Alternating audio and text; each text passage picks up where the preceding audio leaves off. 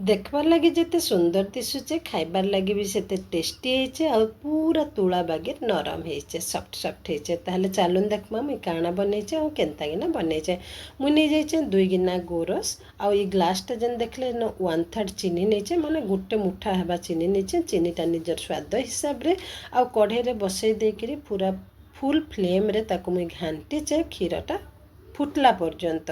तापर मुई काଣା करछे ना जेन गिन्नारे मुई गोरस नहीं से ही गिन्नारे एका मुई चाउल गुंड इटा गोटे गिना नहींचे आ जेन गोरस फुटुचे तार उपरे ई चाउल गुंडटा पकई देकरी घांटी देइचे। चाउल गुंड पकाबार अधा मिनिट भितरे ही चाउलटा पूरा सुखी जैसी माने मुंडा हो जैसी पूरा। तो तारपरे आमे गैसटा संगे संगे बंद करदेमा आ इटा को गोटे ढाकनी गोटे ढाकीदेमा काଣା हेबा कि इटा तार बांफरे एका ये चाउलटा सिझी जिबा। 10 मिनिट लगी ताकू छाड़ीदेमा। 10 मिनिट गला परे मुई तार ढाकनीटा खोली देइचे। तापरे काଣା करछे ना सेन टिके घियो दे देगिना ताकू भल किरी दली देइचे।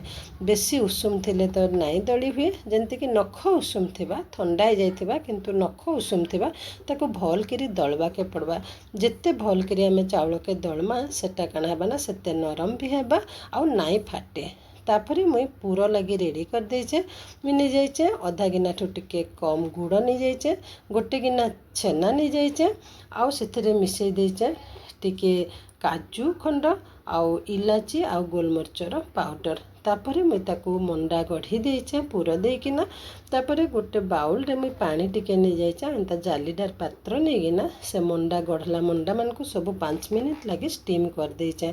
देखुन हो गला 5 मिनिट भितर मोर मंडा सब हो गला। तापरे ताकू आउ टिके अट्रैक्टिव करबार लगी मुई सेन चेरी गोटे गोटे फिक्स कर देइचे। देखुन बहुत सुंदर बहुत कम समय रे किछि माने हार्ड भी नाइन इजिली आमर चाउलर छेना मंडा रेडी हो गला। एटा खाइबार लगी भी भल लागुचे और देखबार लगी भी भल लागुचे।